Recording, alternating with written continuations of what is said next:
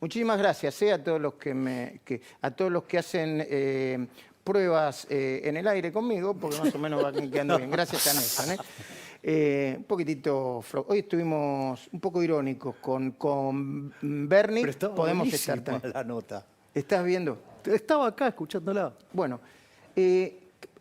olvidémonos de quién lo dice y cómo lo dice. ¿Qué es lo que está pasando ahora con la economía? Un diagnóstico puro y duro. Bueno, mira, vos tenés dos cuestiones. Por un lado, tenés una caída estrepitosa del nivel de actividad económica.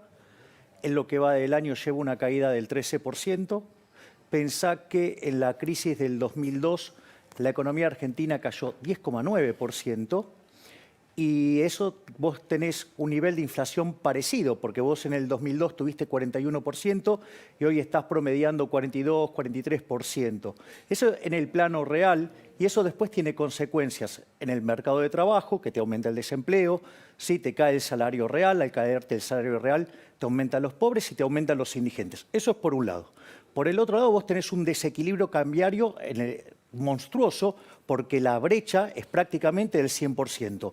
Cuando vos generás una situación de brecha, que no es ni más ni menos que un exceso de demanda, ¿sí? Porque vos estás poniendo un precio por debajo del equilibrio, eso quiere decir que... Estás hablando del dólar ahora, ¿no? Exactamente. Sí.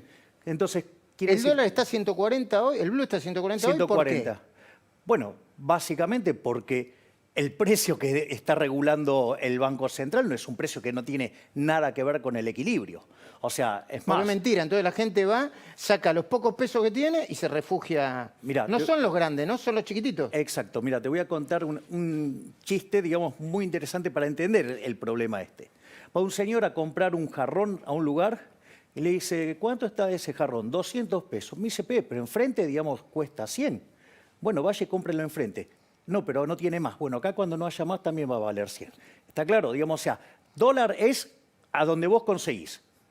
Digamos, y no conseguís al oficial, conseguís al paralelo. Digo, listo, ya está. Y cuando Alberto dice, yo no tengo plan, porque viste que algunos dijeron, che, es piola lo que hace Alberto, porque no le muestra las cartas a los acreedores privados. O dicen, no, está bueno decir que no tener plan, porque si no uno dice que tiene un plan, va para un lado, va para el otro, o ni siquiera lo puede discutir con Cristina, porque viste que están medio como uno va para un lado y otro para el otro. ¿Qué decís vos? No, para mí es absolutamente desafortunado lo que declaró. Desafortunado, sí, por lo menos. Claro, sí. Y te diría que hay tres dimensiones del problema. Primero, porque que diga ahora que no tiene plan, o cuando en realidad a inicio del año dijo que sí tenía, pero que no lo mostraba porque era parte de una negociación. O sea, estaba mal en aquel momento porque si vos lo tenés que mostrar porque eso te permite ganar tiempo, digamos, o sea, tiene efectos sobre la tasa de interés y eso impacta positivamente sobre la actividad económica. Pero ahora es peor porque ahora aparece una contradicción que lo muestra como un mentiroso, primer punto. Sumado a que tiene un ministro de Economía que es un mentiroso porque dijo que no iba a ajustar, que ajustó, o sea, dijo, todo mal.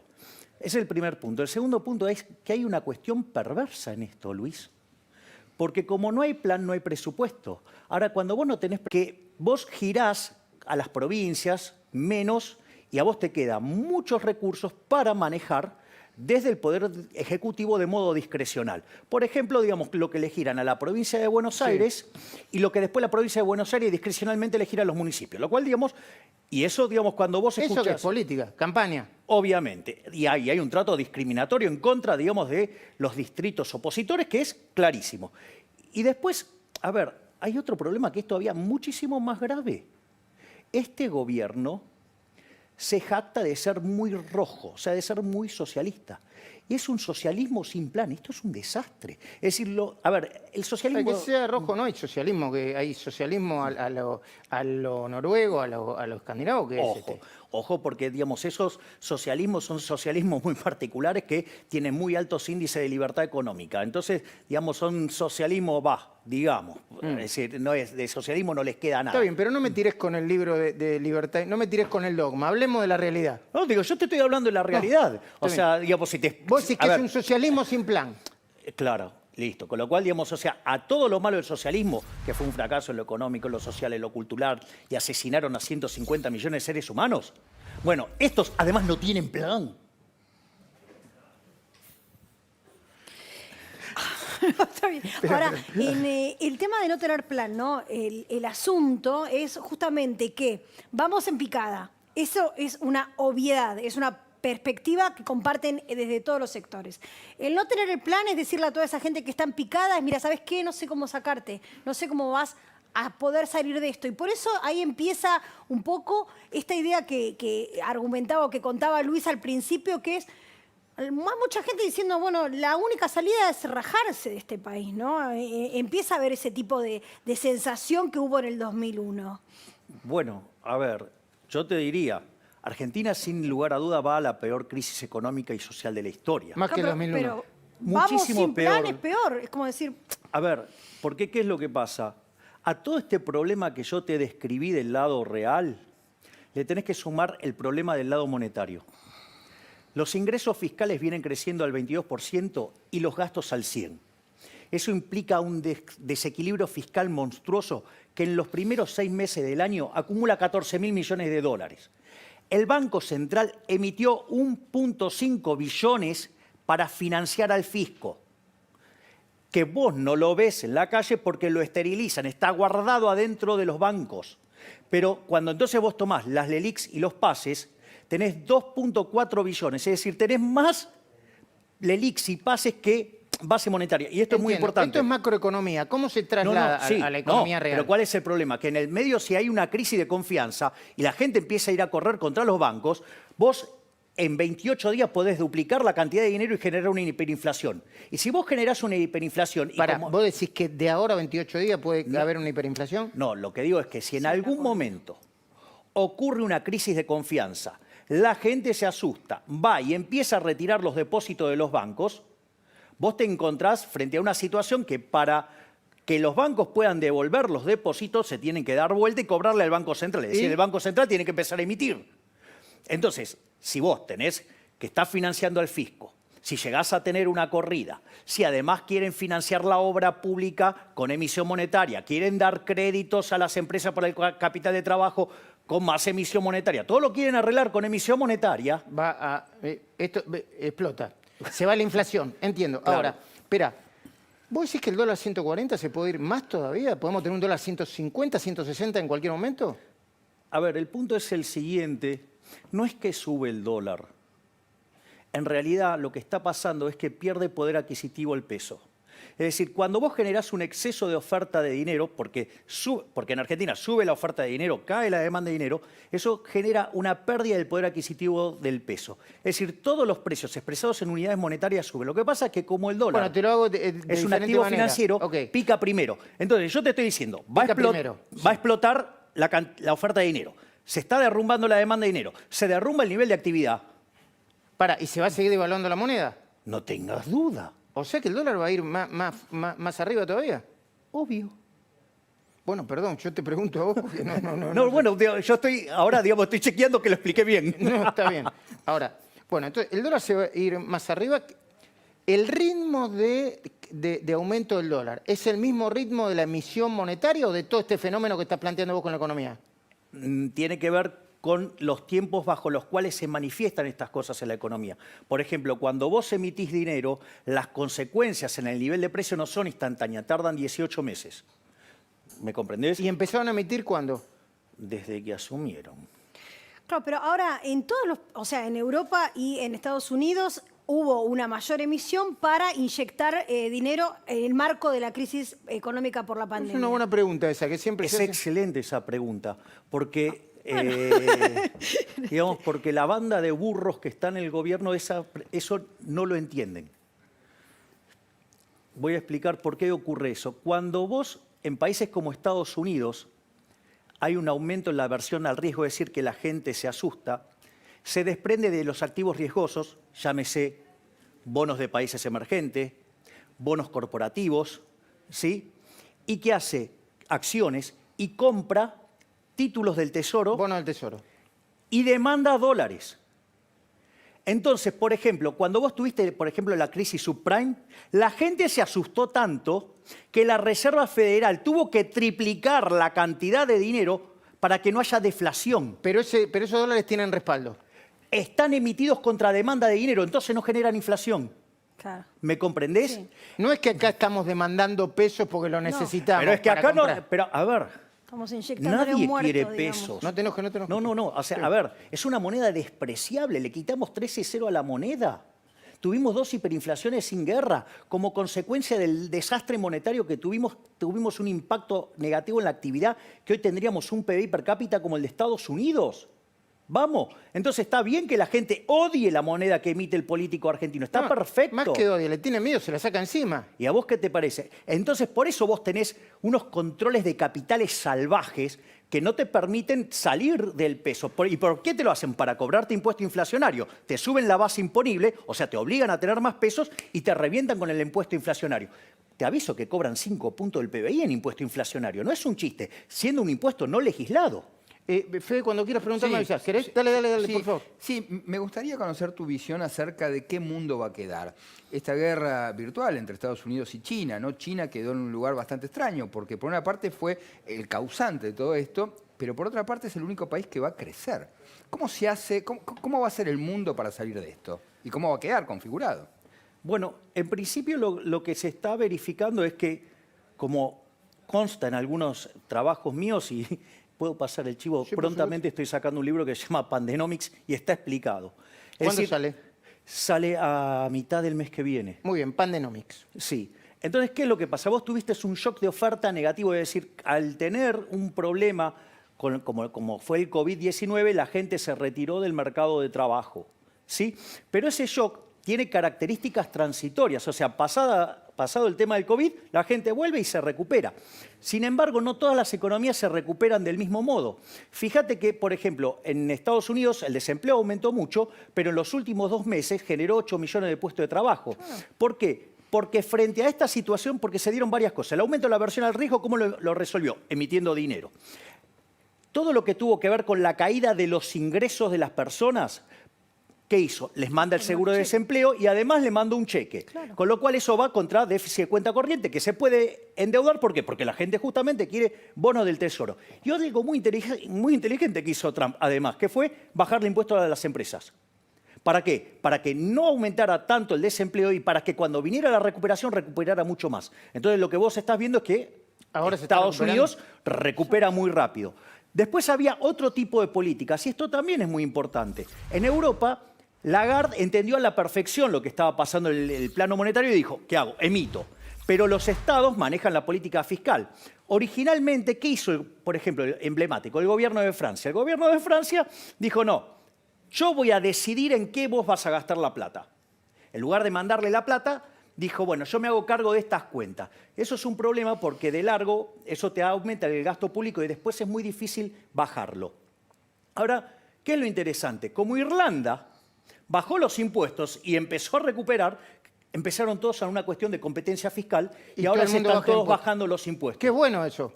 Claro que es bueno. Digamos, virtuoso. Es virtuoso, exactamente. Eso es decir, con lo cual el fantasma que estábamos viendo del Leviatán agrandándose en todo el mundo, Se está en aflojando. especial en Europa, gracias, digamos, al ejemplo de Irlanda. Pensá que Irlanda era uno de los países O más... sea que la pregunta que te hizo Federico Andajasi está buenísima también. Sí, las dos. Ah, bueno, no quería saber porque claro. me había... Hoy están muy afilados. No. ¿Te puedo hacer un ping-pong de cosas que están pasando y que tienen que ver con la economía? Edesur.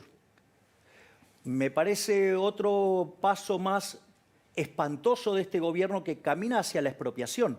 Esto está mostrando que Argentina, digamos, claramente está alineado a lo que es el Foro de San Pablo.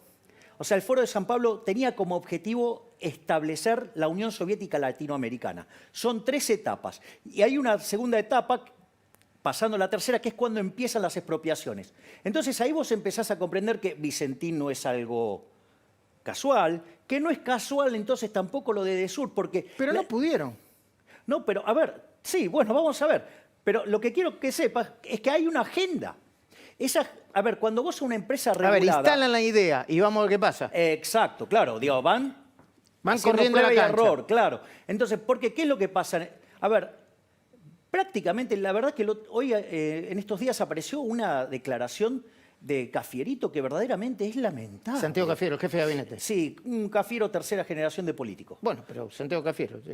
Bueno, No, tercera no lo gener- defiendo, pero porque si Bueno, si no, ok. es diminutivo. A ver, Entonces, bueno, el jefe de gabinete. Entonces, el jefe de gabinete habla de las inversiones. Parece que desconoce que las empresas en los contratos tienen algo que se llama ecuación económica financiera del contrato, donde esos ingresos a vos te tienen que alcanzar para cubrir tus costos operativos, tu costo de mantenimiento, tu costo de capital, los impuestos, las inversiones. Entonces, si vos le pisás las tarifas, por ende le estás reventando los ingresos, vos no le podés pedir que haga inversiones, porque si no, no paga el costo operativo y no funciona la empresa. Es decir, entonces eso a la postre es expropiatorio. Es decir, eso también es un ¿Qué quiere decir? mecanismo ¿Que de no podemos expropiación. llegar a comer un juicio millonario de los capitales italianos del sur? Obviamente. ¿Por qué? Porque vos tenías un contrato. Ese contrato, ¿sí? Vos no lo cumpliste a la salida de la convertibilidad.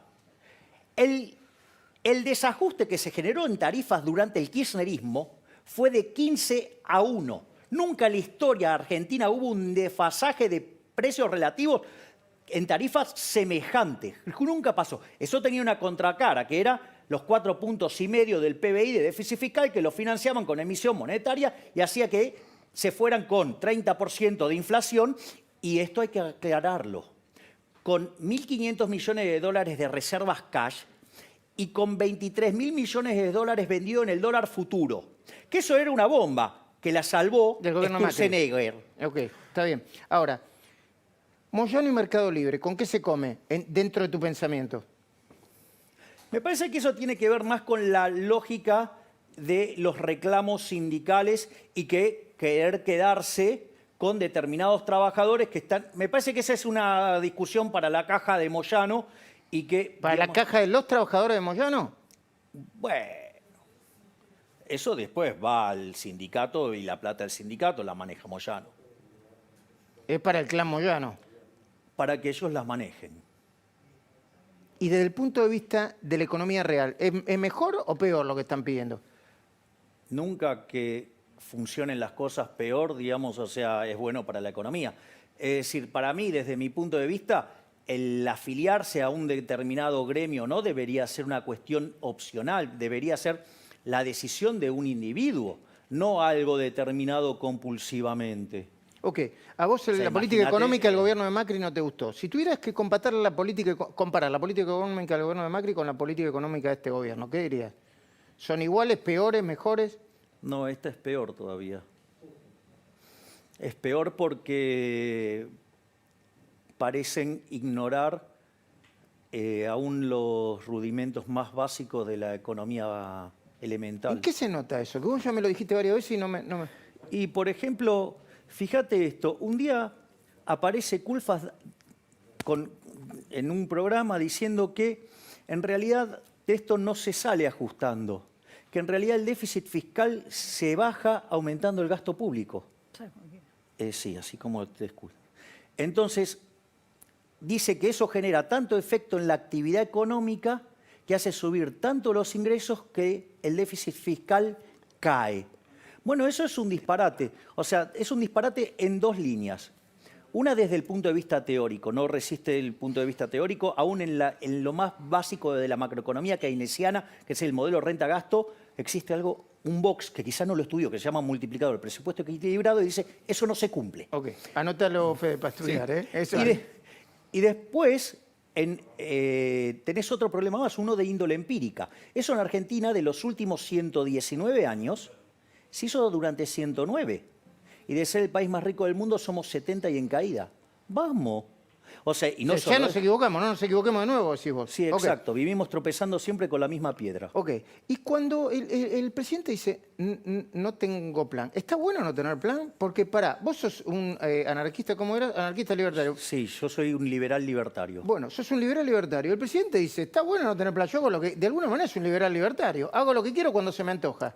No, también podría ser un libertario de izquierda.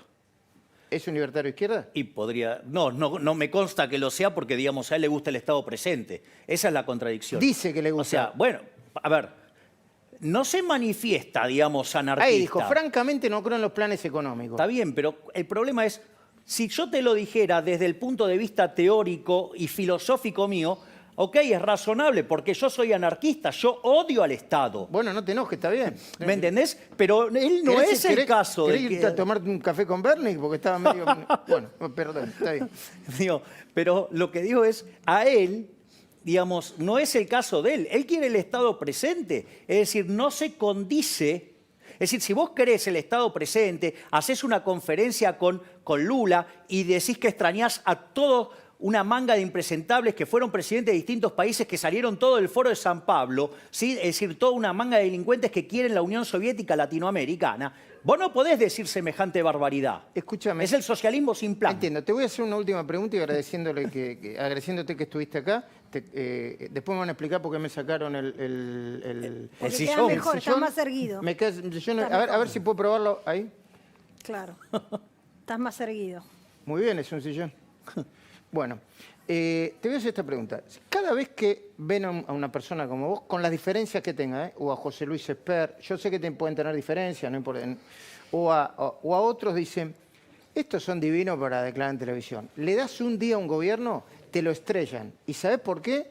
Porque, por ejemplo, dicen, hay que bajar los impuestos, hay que bajar los salarios al mismo tiempo, pero en el medio está la gente. Que todos los planes económicos de gente como vos cierran, de gente como vos, de personas como vos, cierran sin gente adentro, dicen. Bueno, eso es una falacia.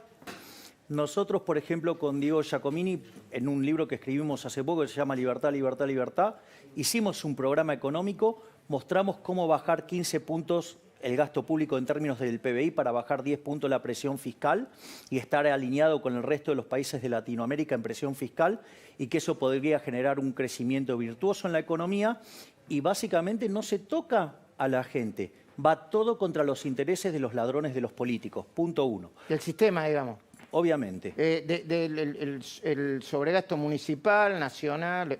A ver, Argentina, por Bueno, ejemplo... pero son empleados públicos eso también, ¿eh? Los metieron a todos adentro. No, está bien, pero ahí vos podés, por ejemplo, si hay algo que es un escándalo de robo es la obra pública. Nosotros proponemos hacerla cero e ir a un sistema de iniciativa privada a la chilena. ¿Toda la obra pública? Exactamente. ¿La obra pública de Cristina y la obra pública de Macri también? Obviamente, todo. ¿Sí? ¿Sí? Entonces, ese es, digamos, por ejemplo, la ineficiencia técnica... ¿Por del qué gasto- la de Cristina lo sabemos? ¿La del gobierno de Macri por qué? Espera que corra el tiempo. Digamos, por ¿Cómo? ahí, entonces, ¿cuál es el punto? Mira, la realidad es que vos en Argentina tenés ineficiencia técnica de gasto público 7,2% del PBI, que es el número más alto de América Latina, que es 4,4, que es la peor región del mundo. Y de esos 7,2, 5 puntos son, el BID lo llamó filtraciones, o sea, choreo. Tenés, digamos, por ejemplo, lo que es el funcionamiento del Estado. El funcionamiento del Estado históricamente eran 5,5 puntos del PBI. Cristina lo llenó de ñoqui llevándolo a 7,5.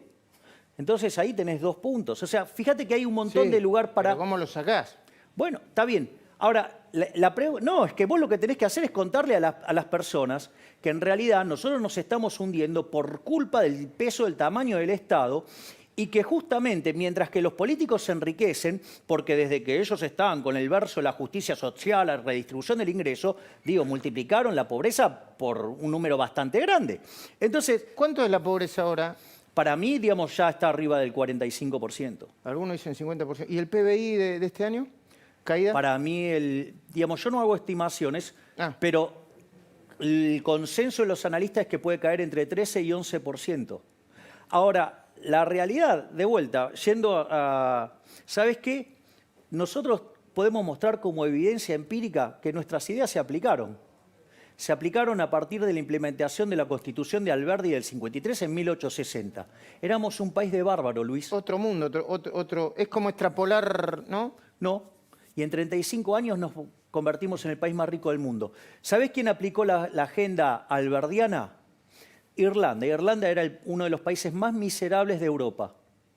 En 35 años es de los países más prósperos de Europa y tiene un PBI per cápita 10% más alto que el de Estados ¿Y Unidos. cómo desarmás esto en la Argentina actual? ¿Cómo desarmás en una Argentina tan populista, distribucionista en tu lenguaje, lo usaría, ¿no? Sí, no, es que es Distribucionista, así. populista. Es parte del mismo problema. Digamos, eso Hayek lo llamaba la democracia ilimitada. Y es la democracia ilimitada, digamos, conlleva a que, digamos, vos tomás decisiones basándose en las mayorías y arruinando las minorías. ¿Querés un buen ejemplo de eso? La dale. discusión de Cristina con Lustó. Lustó. Con Lustó. Claro, marcándole, ahora somos la mayoría. O sea, yo, con lo cual, como diciendo, las Bánquensela. minorías, Sí. bueno, vos ya sé lo que Sí. quise decir. Entonces, en ese sentido, para mí hay que dar la batalla en dos planos. Uno, digamos, o sea, yo creo que los liberales debemos construir una alternativa electoral, ¿sí? Sí. Sólida y todos juntos. Y por otro lado, necesitamos seguir dando la batalla cultural para que las personas entiendan que en realidad el liberalismo está a favor de la gente y que las ideas son estigmatizadas porque ¿sabés quiénes son los que pierden con las ideas de la libertad y el progreso? ¿Quiénes? Los políticos. Gracias, Javier. Placer. Archivo de nuevo de tu libro. A mitad de agosto sale Pandenomics. Es más, lo voy a estar presentando por streaming. Creo que el 14 de agosto por Tiquete. Sí, va a estar bastante divertido también. Muchas gracias, Javier, ¿eh? Gracias a vos, Luis. Bueno, yo viste que tenía prejuicios por el peinado y por cosas. Veo que te venís más prolijo cada vez que venís a mi programa. Muchísimas gracias. Gracias.